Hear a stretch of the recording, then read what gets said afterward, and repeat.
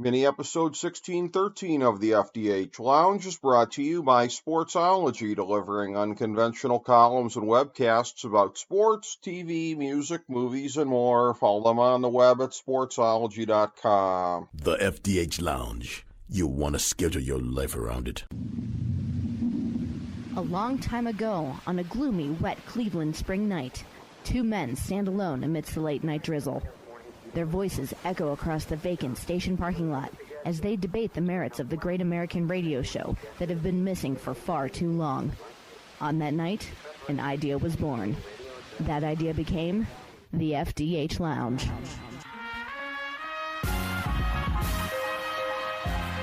Welcome to the FDH Lounge. Hello, everyone. Welcome to FDH Lounge mini episode 1613. This is FDH Managing Partner Rick Morris here.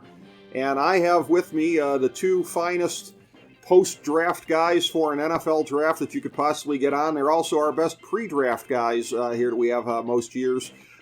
Jason Jones, Chris Galloway, two of our original FDH Lounge dignitaries along with myself. Now, we weren't able to get Chris on for the pre-draft, but we have him here for the post-draft for the 2023 NFL draft as per tradition. The one thing we got to do in between here, which for anybody that hasn't caught it yet, it is up, of course, at the FDH Lounge YouTube channel.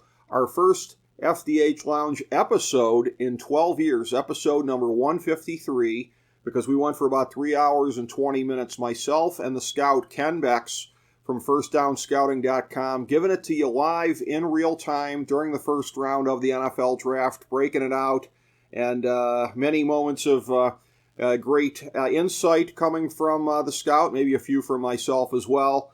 Some great moments of mirth in there, such as when at the one point we disagreed on a player, when I busted out with a little bit of ebony and ivory, much to the disdain of ears everywhere. And, of course, Jason Jones, I have to say, I truly appreciate on the YouTube comments there, putting me over for my suit game as per usual for any of these occasions. I always like to go mob boss style.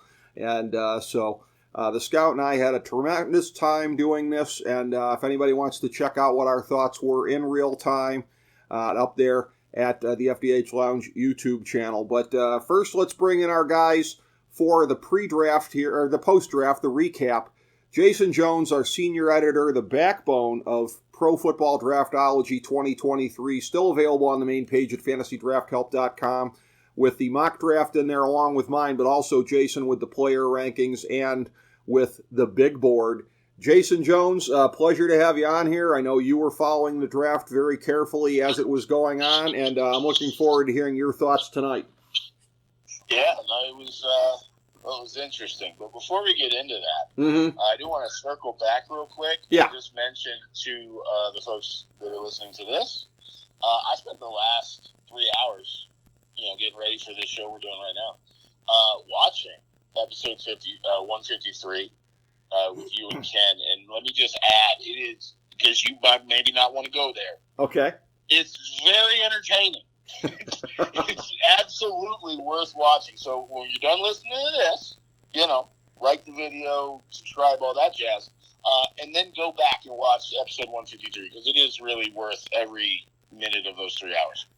Yeah, and what you may be alluding to is somewhere on the back end of it, a brain fart in real time that became contagious from Ken to myself, where we very memorably goofed on something with a player here, and we were able to extract some high comedy out of it because of the ridiculous level of the whole thing. But yes, I appreciate the mention on that, and Ken and I had a tremendous time, and looking forward to doing more things of that nature as we go ahead. Of course, you, Jason, you were there for the original episodes back at the Sports Talk Network back in the day, as was this next gentleman. We were there from episode 1 all the way through.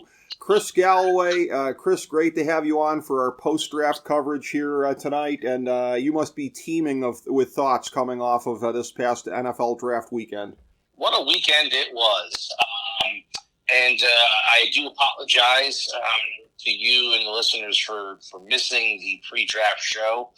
But I'm excited to talk about and do the postmortem on what we all just got to witness, and I have a lot of thoughts. I think we all do. And one way to try and sum some of them up, if we can, we always like to, on this show, if we can, contextualize things with numbers and rankings if possible. So right now, available on the main page, it's right at the top on FantasyDraftHelp.com, the 2023 FDH NFL Post-Draft Rankings. And just to go through here, I'm going to read you off top 10, bottom 10, and a couple of different categories here for the just value, the pure raw value of the draft. Jason Jones's big board, ranking the teams based on players they got off of the big board, which went down to pick number 180 on his board.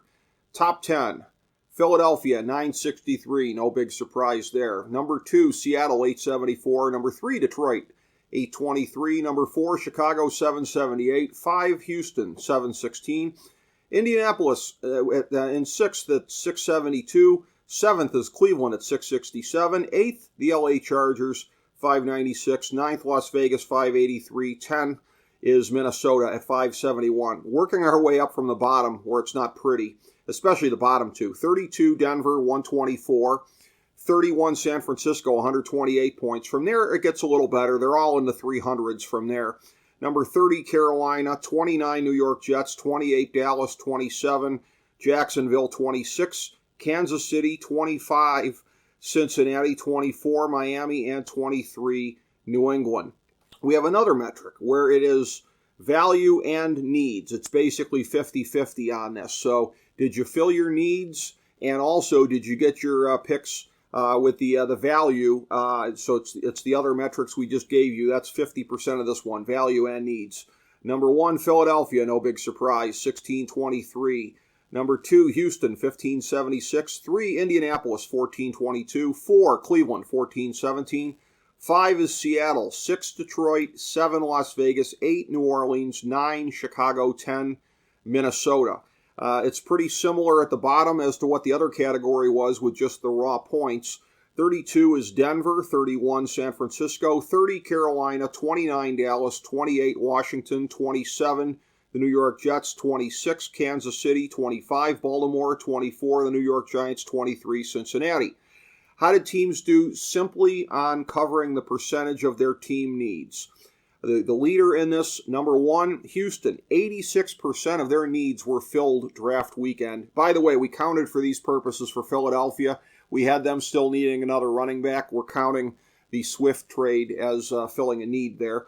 Tied for second, Cleveland and Indianapolis at 75% of needs filled. Number 4, New Orleans, 70%. Tied for 5th, Las Vegas and Philadelphia, 67%. Seventh place is Minnesota, 57%. And then a big tie for 8th place at 50%. Jacksonville, Miami, Pittsburgh, Seattle, Tampa Bay, and Tennessee. Working our way up from the bottom, 32, Denver. Here we go again. They filled a whopping 14% of their team needs. From there, you have a big tie in 29th place. Carolina, San Francisco, Washington, all at 25%. You have Dallas in 28th place at 30%, tied for 25th. The Chargers and the Giants at 33% filled, and tied for 22nd place, the New York Jets, Arizona, and Buffalo, all at 33% filled. So I'm just going to start there and go for some reactions from you guys. I'll start with you, Chris. If there were any surprises when you got this from me, when you started looking through it, anything that either jibed with or definitely did not jibe with what your instincts were as the weekend was going along? Well, I mean, the one thing that really stood out to me when you sent this over was 2 drafts that I really hated were San Francisco and Denver. Yes. And that's why. and then I get your numbers and I go, oh, look, the numbers actually supported that. I just, I didn't understand what either one of those teams were doing. And some of that, too, is maybe because I was not a big fan of the Mims pick. I know a lot of people are high on him. I'm not. As far as the 49ers go, I mean, taking Jake Moody in the 3rd round, I mean, I didn't get what they were trying to accomplish. I will say this, at first blush, and this is where you're going to cringe, I really didn't like the Detroit Lions draft live when it was happening. Okay. Because it came back to, for me, what you and I and Jason always talk about, which is the value, right? Like, yes. What is, where you're picking guys and all that. And in the moment, I really didn't like their draft. But when I sat back and I looked at, regardless of where they picked them, it was clear to me that Detroit was committed to picking the guys that they wanted, and they really didn't worry about round and value. So, excuse me. They were very high on Jahmyr Gibbs.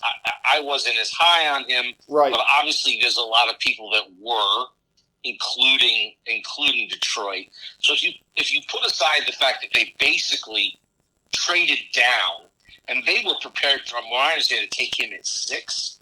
Ooh. The fact that they traded down and basically picked up the 34th pick so they could take Sam Laporta, the tight end out of Iowa. Mm-hmm.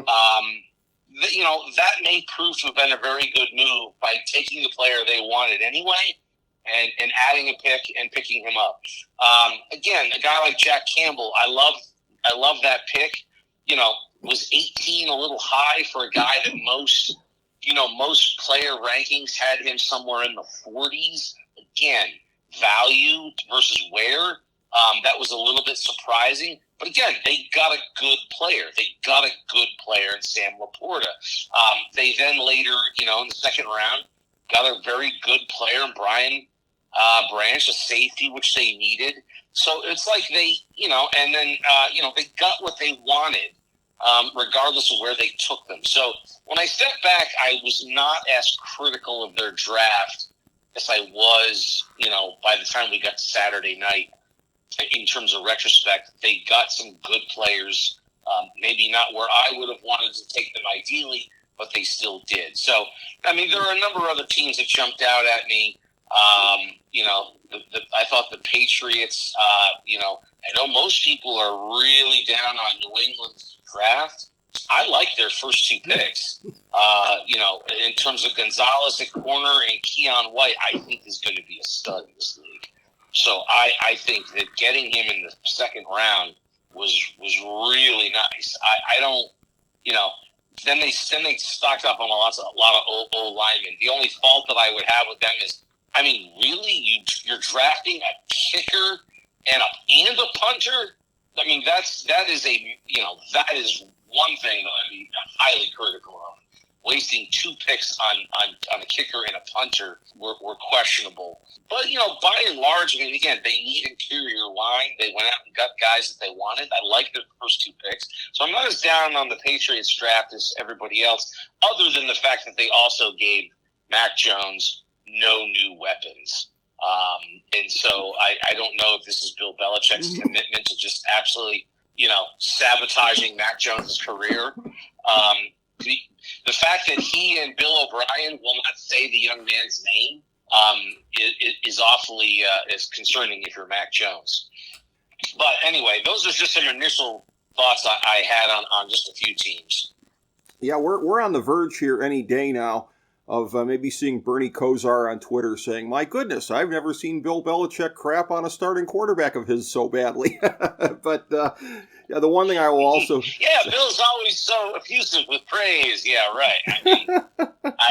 How does a guy go into his 3rd year after they sabotaged him last year, and you have coaches won't say his name?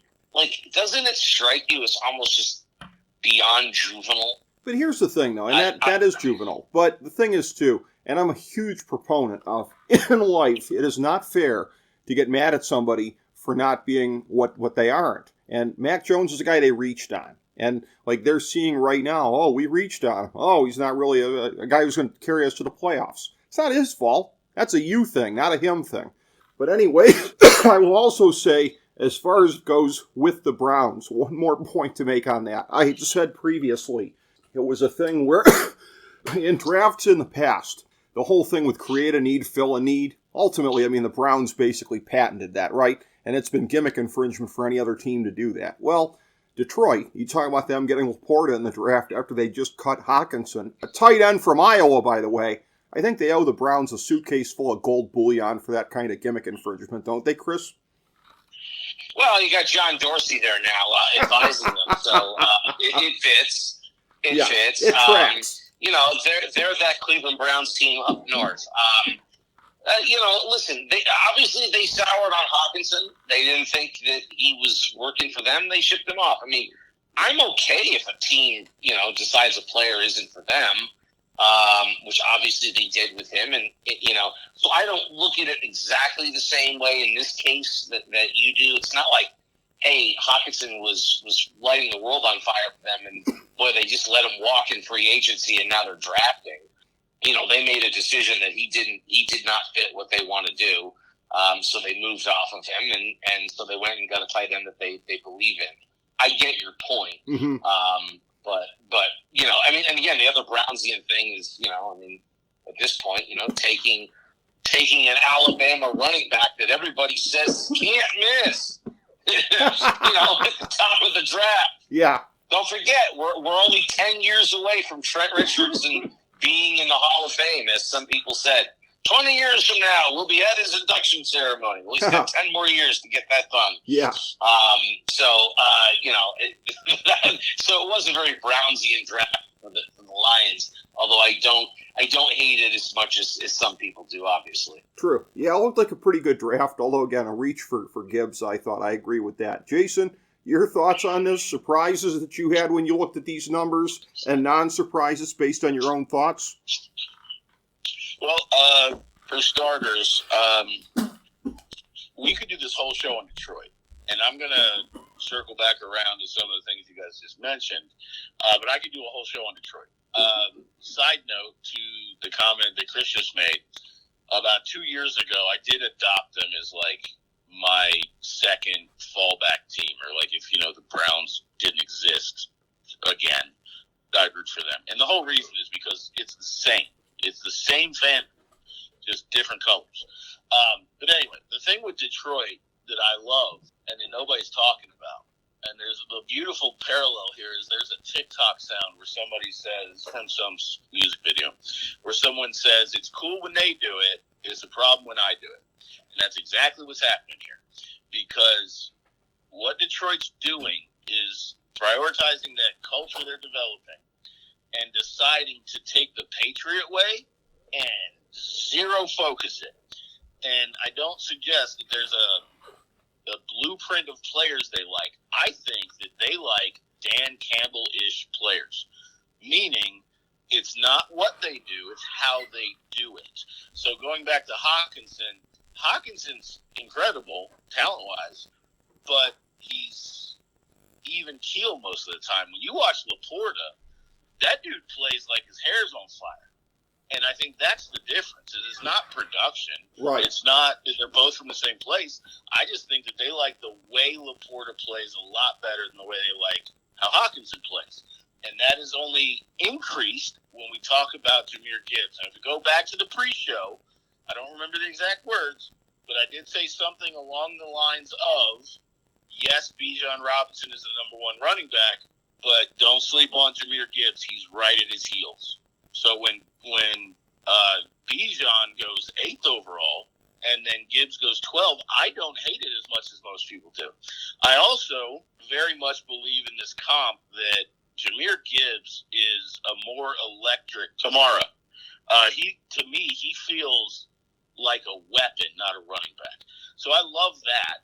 And then again, going back with this sort of Dan Campbell-ish way, insert Jack Campbell.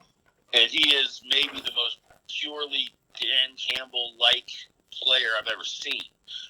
So, again, this whole idea, if we look at the Patriots or even the Steelers, you can say there are players that they're looking for, and they don't give a damn about what the national consensus is. They just pick the guys that fit their system. And to what I'm getting at here is I think Detroit's doing that, but it's just more focused. There are less players that they're looking at than we think they're looking at. And then when you look at the whole draft, and when I say the whole draft, I'm throwing out the last couple picks because I don't know what they were doing with that. But we're focusing on Jahmyr Gibbs and Jack Campbell. I've mentioned Sam Laporta, who's a nice pick for them specifically. And then Brian Branch was a remarkable value pick. And then I don't think I need to do a whole lot of selling right now to say, right situation, right timeline. I like Hendon Hooker to the Lions more than I like most quarterbacks to the team they went to. Not talking about Bryce Young, and I'm not talking about C.J. Stroud. Everybody else, I like less than Hendon Hooker to the Lions. So absolutely love what the Lions doing. We'll get to Pittsburgh in time, but there's something there that nobody's paying attention to that absolutely is incredible.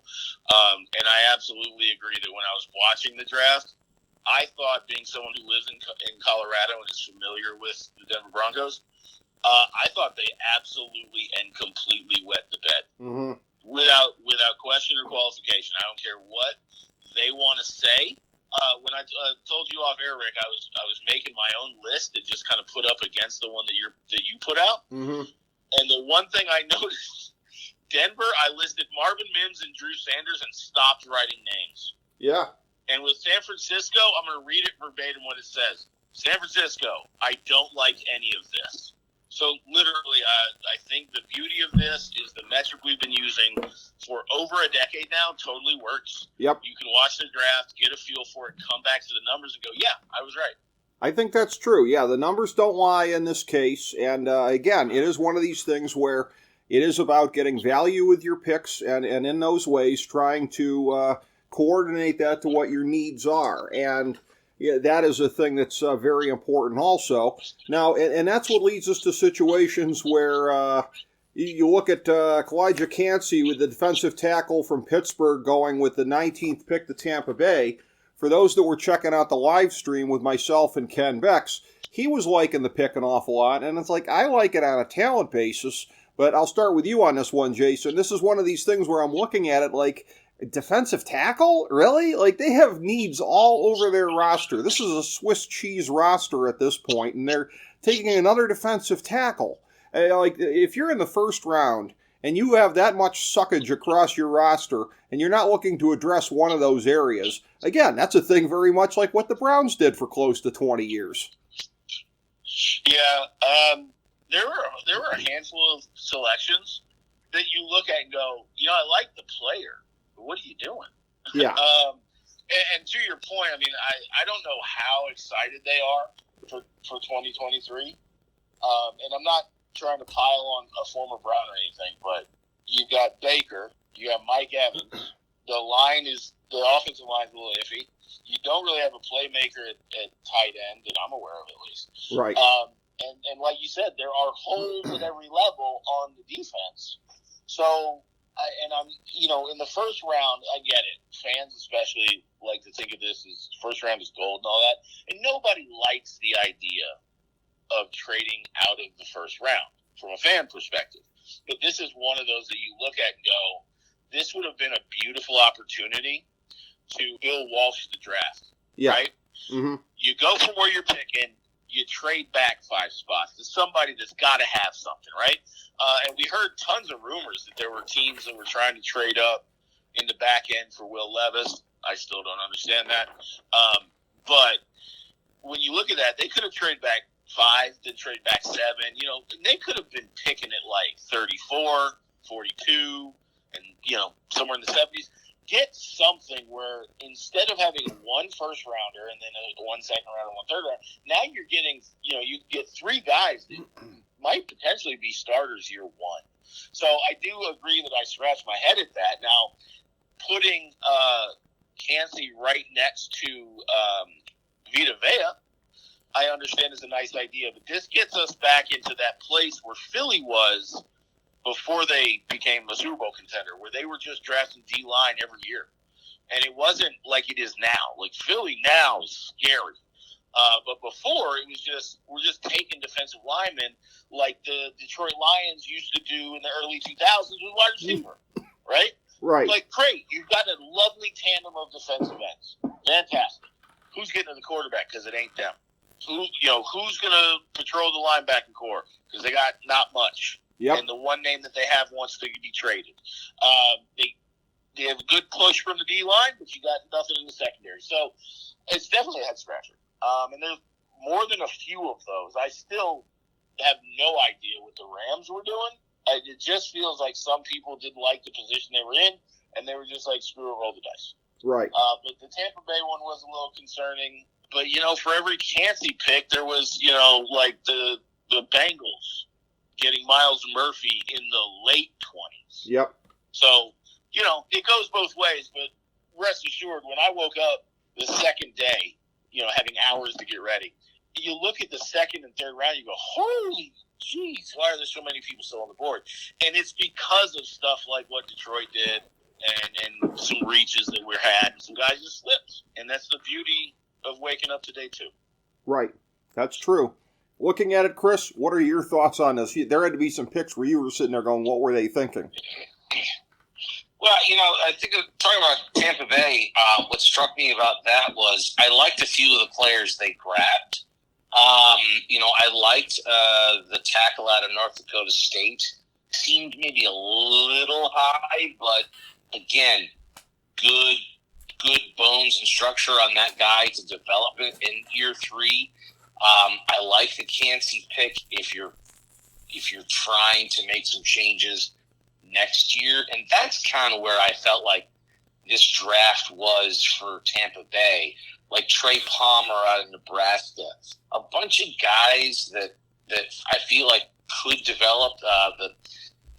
Durham, the kid that's in from Purdue, again, another one that a year or two down the road could be a pretty cool a pick. I felt like that. That's how I felt like their draft was. It was like they weren't picking for 2023. Mm-hmm. They were picking for the fact that they've got a clear cap space and they got to start putting in some guys and develop some guys. And so the draft for me, for them, felt like they're basically saying, "Yeah, fuck you, 23. We're focusing on 2025." And that was the feeling I came away with their draft. That it was way down the road, and it's a team that knows that with Baker Mayfield at the helm, that they aren't they're not going to compete right now, and so that's just how they drafted. They're gunning for 2025. You mentioned you mentioned Pittsburgh and Cincinnati. It pains me just because as a Browns fan, I really like what the Steelers did. I mean, they went out and they got, Broderick Jones for tackle. I mean, they have to fix that offensive line, and they understood need in that moment and went out and got a big, long, athletic tackle. Getting a corner like Joey Porter Jr. and being able to do it and bring some member of the family in was another great move in terms of the fan base. I mean, the two guys from Wisconsin I loved, Benton and Herbig. Herbig was a guy I had sort of targeted for the Browns, hoping that they would get there. Darnell Washington is a beast of a blocker at tight end. Again, that running game with Najee Harris. I mean, I felt like, and I know Jason's going to get to Pittsburgh, so maybe I'm kind of teeing it up a little bit for him, I just felt like they just understood what they needed to do after last season to put pieces back in place to make themselves relevant again. They didn't worry about like weapons, so to speak. They went right to the basics, the blocking and the tackling, right? Big guys in the trenches, talented guys in the trenches, be able to run the ball and stop the run. That's what I came away with what Pittsburgh was looking to do.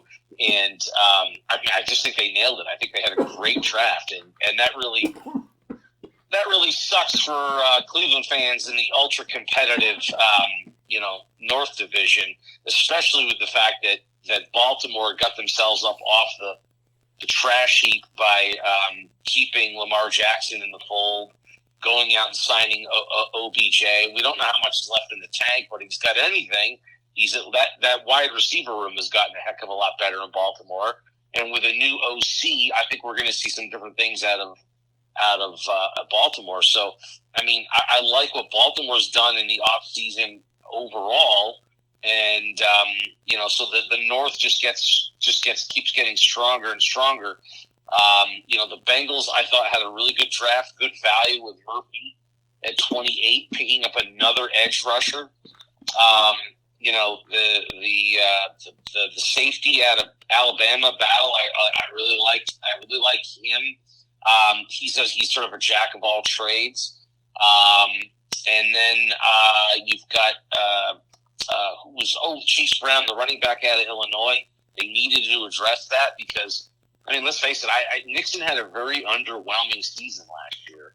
And was that him, or was that that O-line still trying to gel? So I like in general what they did. I thought that the only flaw I would have with the Bengals is I thought they would get out there and try to get another O-lineman in this draft, and they didn't. I thought they still need some depth there. So that was the only thing that was surprising to me in terms of their draft. In terms of the AFC North, I'm going to get Jason's thoughts, as you said, in a second here, Chris, but I want to ask you first on this. And looking at this, one of the divisions in football that's a real joke right now is the AFC South. But I was impressed with all of their drafts, and I think if in 2 or 3 years, if they're one of the best divisions in football, we're going to look back and say that it started with this draft. Do you agree with that? I do. I thought they all had pretty good drafts. Carolina. Obviously they got Bryce Young. Well, the NFC South still sucks. NFC South is still hot garbage, but the AFC South, I felt like everybody really got going. Oh, I'm sorry. Yes, I'm sorry. I suddenly was thinking NFC. Yeah. Yeah. Well, I mean, they're all hot garbage in the South, right? Yeah, yes. I would agree with that. I liked what the Jaguars did. Mm-hmm. I mean, that's an up and coming team. I thought they put together a very strong draft. I thought, the Colts. I like the Josh Downs pick. UNC Homer.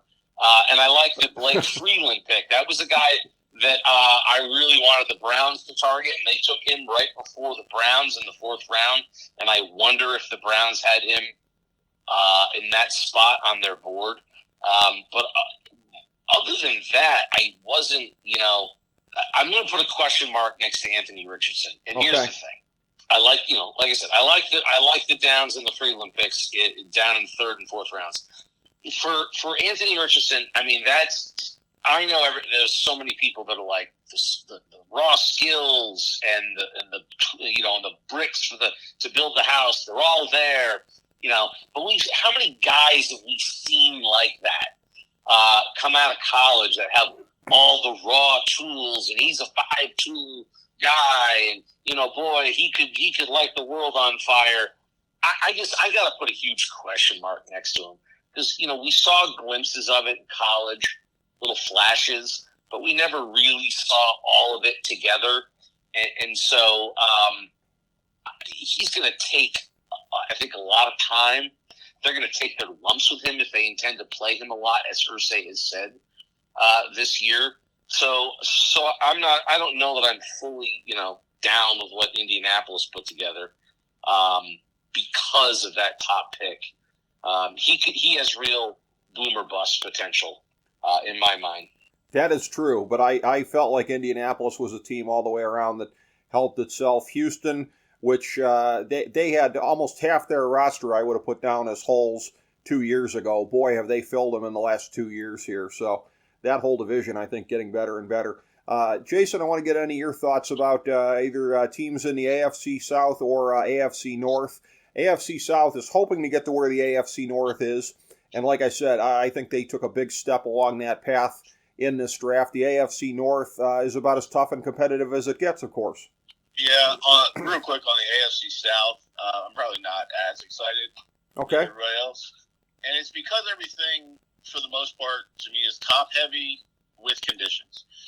The one exception that I'll say is Houston, and the one saving grace, and I'll get into Ken and my point here in a second on Will Anderson, but love CJ Stroud, Nathaniel Dell I like, and even going deep, Henry Toho was a guy that I was kind of hoping for later. So I do like that they hit on all levels of the draft, which is a little bit different. Tennessee, obviously, Peter Skoronski is really nice. I think if they play him at tackle, it's a wasted opportunity. And then I'll just go ahead and be the villain right now and say that I was definitely in the camp of what are people so excited about when it comes to Will Levis, because I don't see it. And what I mean by that, he has moments. Kind of like Anthony Richardson, he has moments. But what scares me is the decision making. There are times when he just runs like a bull in a china shop, and I have no idea why. He's got throws he misses. He's got throws he makes. So I just was not drinking the Kool-Aid on Will Levis, and I think he's going to be – I think at best he'll be solid. I don't buy this that he's like an athletic Ben Roethlisberger. I just don't. Okay. Now, as we go through – And by the way, I'm with you on Levis. Not a fan. Mm-hmm. Okay. Yeah, glad to find out I'm not just in the corner by myself on that one. So in general, I like the AFC South. I'm probably higher on Anthony Richardson just because of his physical gifts and hope that coaching will fix the rest. And I do have something I want to get into on the NFC North, but we'll save that. And then really the thing I'm chomping at the bit on is going back to Pittsburgh. And like Chris, I'm throwing up in my mouth when I say some of these things. Broderick Jones, in hindsight, was probably, without question, the best tackle prospect. I had him that way as default because Skoronski is not a tackle. Not at the NFL level, at least. Joey Porter might have been the most predictable first pick of the second round I've ever seen in my life, and I don't know why everyone was hemming and hawing like that's not what was going to happen. Mm-hmm. So that's fine. Keanu Benton, for all of us that were looking at defensive tackles, if you're a team that needs a defensive tackle, he was on your short list. So that is, again, regrettably nice. I do like the Nick Herbig pick, maybe not as much. Apparently he was really excited by getting picked by them. But what I want to talk about is Darnell Washington, and it is not Darnell Washington by himself. Because Darnell Washington by himself is probably the biggest active tight end in football, but him as a weapon is not what I'm getting at. I don't know how effective he is going to be as a pass catcher, and I don't know that he's necessarily going to scare many defensive coordinators. Where this gets real interesting, though, Broderick Jones is legit. As a blocker, Darnell Washington is next level. There are some talent evaluators that referred to him as a sixth offensive lineman. Now, what's the biggest problem in the grand scheme of Pittsburgh's offense? And Rick, you and Ken touched on this on that episode 153, where it's like, yeah, he's got all the ability, but sometimes he hesitates to just get there. Right. So what's the easiest way to fix that? To address the offensive line. Well, they've done that, and they've done it kind of quietly for the last 2 years, actually. And now you go out and get the biggest tight end, at least I can remember seeing in recent memory, who just so happens to be almost as effective as a run-blocking tight end as a right tackle would be. Or, God forbid, you put these two on the same side. You put Darnell Washington just outside Broderick Jones, and I'm telling you right now, you might as well have a dump truck leading the block before Najee hits the hole. Uh-huh. So that's what I mean when I say this is not a metric thing. There's no way that either my pre-draft rankings or the scoring model or anything like that was ever going to pick up on this.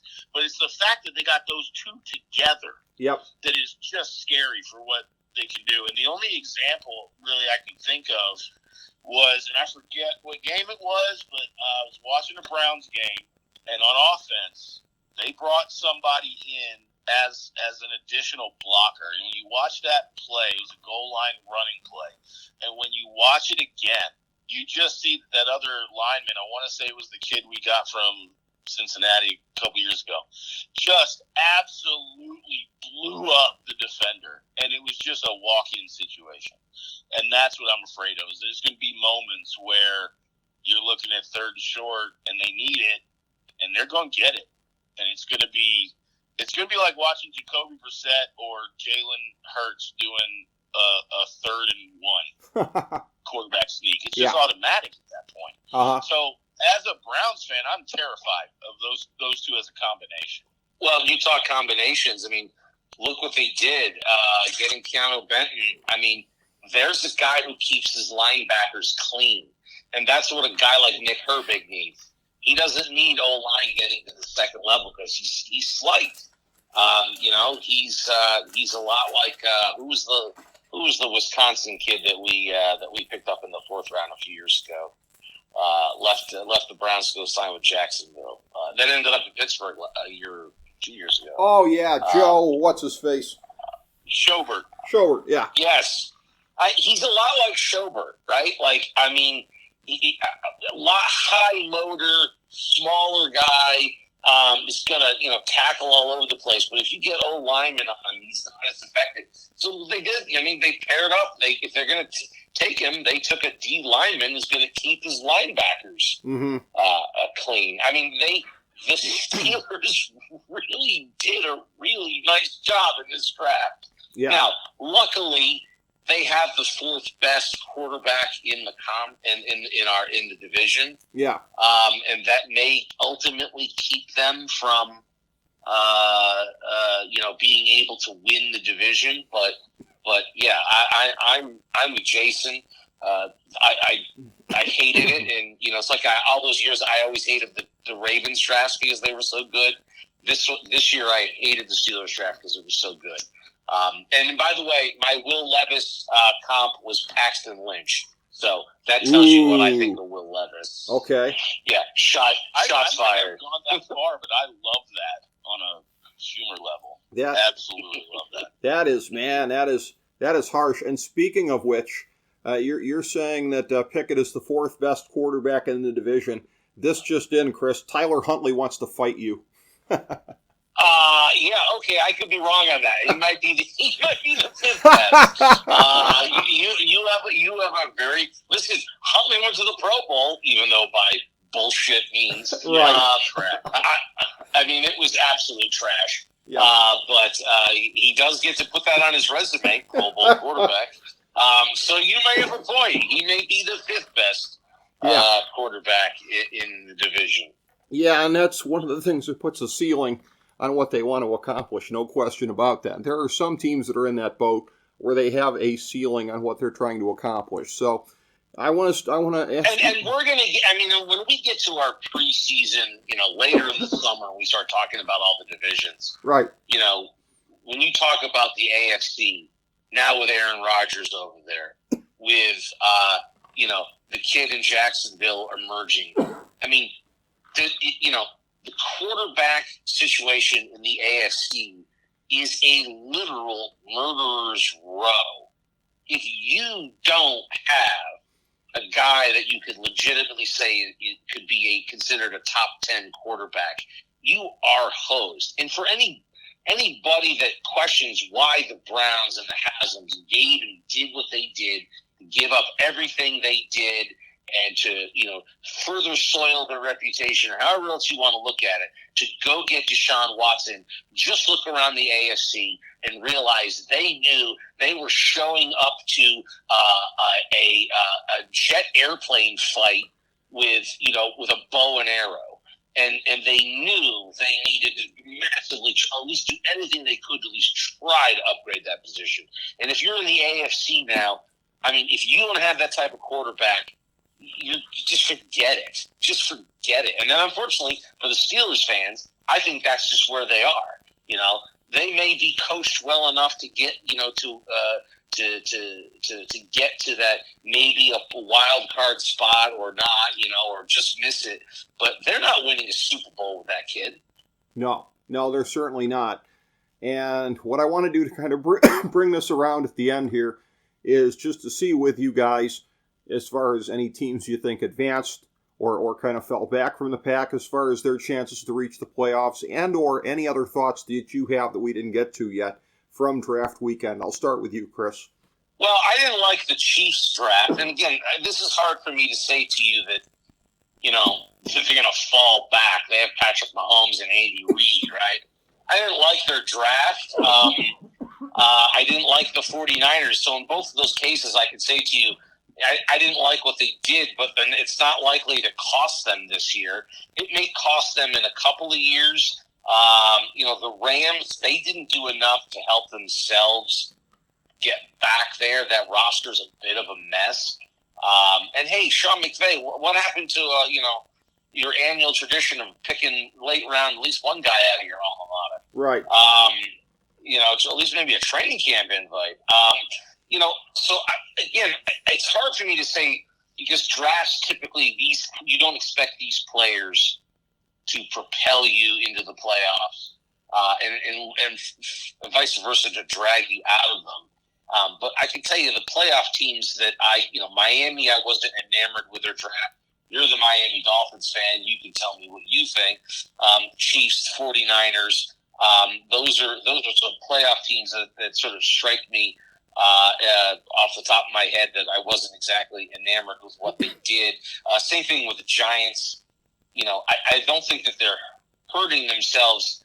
I think that, necessarily because of the draft, but I do think the Giants are a team that are one of my top clubs that I would look for a step back out of, not to make the playoffs and to take a step back. Obviously, with what they've done, the Jets in the offseason look to be taking a step forward.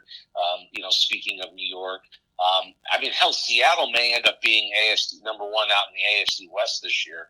So I think they help themselves this offseason. So I don't know that the draft ever really means a lot in terms of playoffs, but down the road, there's a few teams that I question what they did, and that'll manifest itself in a few years in terms of their roster. Absolutely. Well, we certainly have our thoughts right now as to who advanced and who didn't. And I'll tell you, San Francisco, they may have played their way out of the playoffs when you look at the fact that their quarterback situation is very much unsettled going into training camp now in terms of the health of everybody. Now, again, the NFC is basically hot garbage, so it may not hurt them. But, again, if I was San Fran, I wouldn't be taking anything for granted as putrid as that conference is. Jason, same thing with you here. Thoughts on anybody who advanced, who might have fallen back team-wise as a result of the draft here? Any additional thoughts, et cetera, et cetera? Couple of things. I want to do one team that people just aren't talking about, and then I'm going to do my homer thing. And that team no one's talking about is Chicago, believe it or not. I think it was very important that their front office or whoever is making those decisions decided that the way they were using the quarterback wasn't working and have made some changes to that we've already seen. And then, and this is a hindsight take because, as you mentioned on episode 153, I did not have him going this high. But Darnell Wright, for what they want to do, might be perfect, the kid from Tennessee. Javon Dexter was another one of these defensive tackles that I was tracking. He's a little longer than I'd like him to be, but I like the pick. And then what's interesting is Stevenson's not bad, but Zach Pickens out of South Carolina was another defensive tackle that I was keeping my eye on. So Chicago's one of those teams where, none of the picks are going to wow you. You're not going to remember watching one of their guys and thinking, oh, that guy's going to be an all-pro. But their draft is deep, and they've got solid picks all the way through. Now, Cleveland, which is something I didn't think I was even going to bring up. I don't love it top to bottom, so I'm not going to go over the top. I do, even though I was really hoping for Jalen Hyatt to slide, I had to go back and watch him yesterday and completely revising my take on this. I like Cedric Tillman, if he's healthy, a lot better because he fits what Cleveland typically is looking for in a receiver. Runs clean routes, catches with his hands, attacks the ball, all that stuff. Jalen Hyatt would not have fit that, and therefore I was probably spending a round and a half wishing for something that was never even on the table. Then as much as I'm looking for a defensive tackle, I don't know that Siaki Ika was the guy I was hoping for. He's not a three-down player. I'm worried about some of the nuances of his game. DeJuan Jones, and I don't want to enrage the Ohio State Buckeye fans, but if you think that that's anything more than a project pick, I got news for you. First of all, thank you. DeJuan Jones has to get comfortable with the idea that he needs to never be over 350 for starters. Yep. And I don't love a lot of his technique. Now, is he 6'8"? Yeah. Is it hard to get around a 6'8" guy? Yeah. But not when his technique is bad. So I didn't love that as much as some of the Homer people do. I love the Isaiah McGuire pick. Cam Mitchell, for all of the Cleveland people out there that were like, oh, they just drafted Newsom's boy to make him happy. Yes and no. They drafted his boy, that's fine, but they drafted him to play the slot corner, which seems Newsom doesn't want to play. So that's Jake for the functionality of it. And then Luke Whippler from Ohio State, I'm totally fine with that. I don't think Harris is long to this team. However, if you notice, I skipped over somebody. DRT, quarterback that got out of UCLA. I could not be more in love with that pick if there was money on it. And it's not because I think he's ever going to challenge Watson for the starting role, but he plays at a lower level a similar game that Watson does. So now, if he has to go in and if he's capable of leading the team, at least you don't have to change the play calling or at least the playbook. So I felt in a team that at 7-10, we're not kidding ourselves. They aren't like on the cusp, but they have a lot of pieces. It should work, and I think that the tying thing that keeps all this sanity together is that Joe Woods, in my heart, believes without question that you can actually be a successful defense if your secondary is legit and everything else doesn't matter.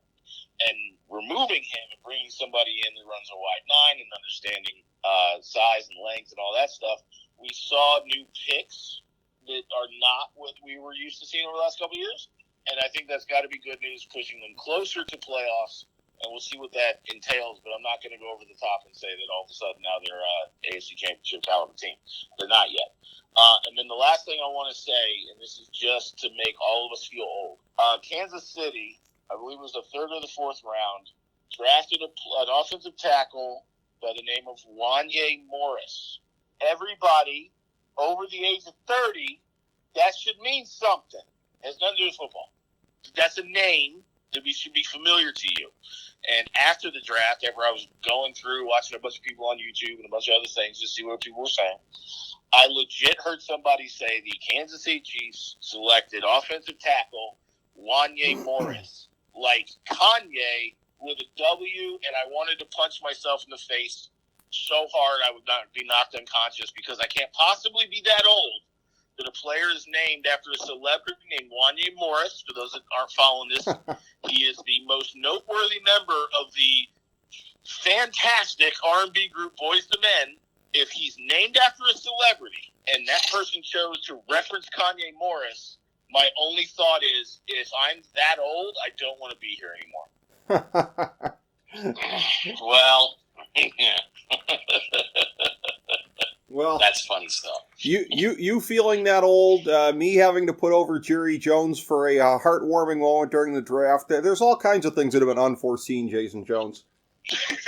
Yeah, and that was the other thing I really wanted to touch on in case people just watched the draft and turned it off. If you're not following social media channels and all these other things, you might not have picked up on this. Late, I want to say it was the 6th round, the Dallas Cowboys selected running back out of Kansas State by the name of Deuce Vaughn. That's noteworty because Deuce Vaughn's father, Chris Vaughn, is the director of scouting for the Cowboys. Now, scouts... Nepotism! And, they're trying really hard to make sure that's not the case, and that part of the story is that. Because at some point, I guess, the way the story goes, Jerry Jones sent Chris Vaughn out of the room. And the room made the decision to pick Deuce, and then they brought him back in, looked him dead in the face, and said, would you like to hand in the card? the director of scouting never turns in the card. That just wouldn't make sense. And then there's this nice moment, you can find it on YouTube or find it on TikTok or Twitter or whatever. But there's a nice little story that goes along with it. And you get to see this moment where a father gets to have this moment. It's nice. It's a nice, draft moment. I personally didn't think as highly of him as a prospect, but it's a nice story. If you need a nice little, last bit of 60 minutes, make your heart warm a little bit. It's a nice story. I watched it live, and it was just that. I watched it live, and it was just that. Watching it go down. It was very clever how they did it. Yeah, I have to take my hat off to. I mean, if you're going to go in that direction, that was the way to do it, and it was a good moment. I felt like it was a lot less cynical than I think a couple of years ago. Didn't the Tribe have it where Tom Hamilton's kid got drafted or some crap, or he got to announce him in a spring training game or something like that? I thought that was a lot more contrived, But hey, Rick, I want to say that I really appreciated what Jason said about the Browns draft. I really agree with just about everything he said there. Mm-hmm. And the Siaki Ika pick. I mean, again, a 2-down guy. I think they see him. Again, I think they want to run a rotation, and I think they think that he has a place in that. As a rush pass, as a run stopper, not necessarily a pass rush guy. Although the Baylor people swear he's better at that than you think. So okay, time will tell. I really appreciated Jason saying what he said about Jones. The guy's a project. I mean, I thought the best analysis was, I don't know who said it on Saturday, but they're like, this guy's either get the potential to be a Pro Bowler or out of the league in 2 years. And I just, all the excitement from Browns fans because of the cross-pollination of being Buckeye fans of, well, you're on notice, Jedrick Wills. I'm like, okay, first of all, he's a right tackle, not a left tackle. If he's going to even be in the league, because he's going to be a work in progress. So I appreciated Jason, pumping the brakes on that pick. It's probably one of my least favorite picks, actually, that they made. I liked the McGuire pick. I, just like Jason, like the DTR pick because they're looking for a versatile backup, right? I mean, a guy that, at least for the short term, they're not going to need to spend a lot of money, potentially, if you're getting a guy in the 4th round. So certainly that puts Josh Dobbs on notice that, like, hey, he may just be with us for a year because we're picking this kid because we think maybe he's got that number 2 potential.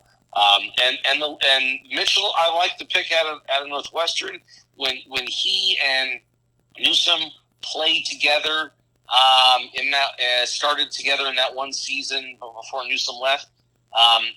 Who had a better pass breakup rate than Newsome on that team? It was Mitchell. Yep. And that's exactly. And here's the thing: he is a guy that could play the slot well. So again, Jason was spot on in terms of how and why they picked him. And then the Luke Whippler pick, I mean, in the 6th round, at the bottom of the draft, basically, getting a guy that some people had even a grade on there somewhere around, maybe around the 50th best player in the draft. There were some that did. Getting him as a future center, or at least a backup for the next couple of years, that was an amazingly good draft pick in that moment. I don't know if Andrew Berry is just now like the wizard of the 6th round, but he certainly seems to be becoming that. So I really like what the Browns did. They didn't really reach. They found value in the right places, and they drafted for need. And again, I think that comes back to your rankings. Sort of said, yeah, they did. They with limited numbers and not having the 1st and 2nd round pick, I thought Berry did very well.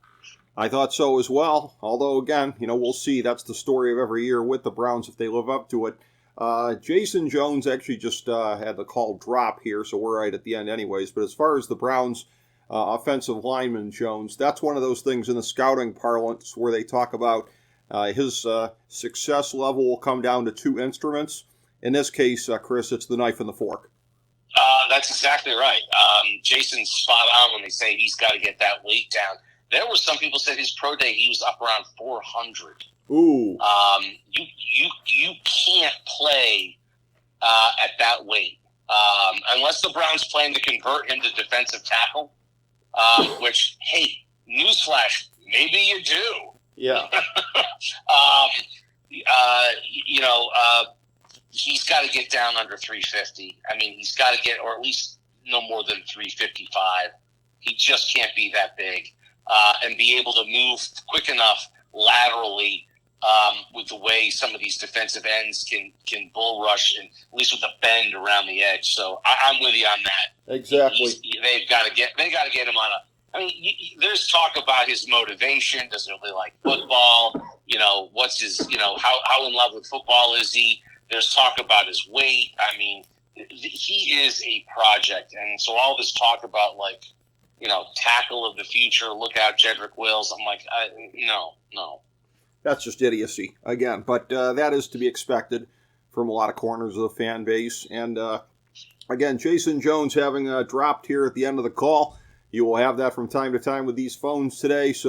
But we're right at the end anyways. I want to thank Jason for having been on for this great recap of the draft. You too, Chris Galloway. Thank you so much, buddy.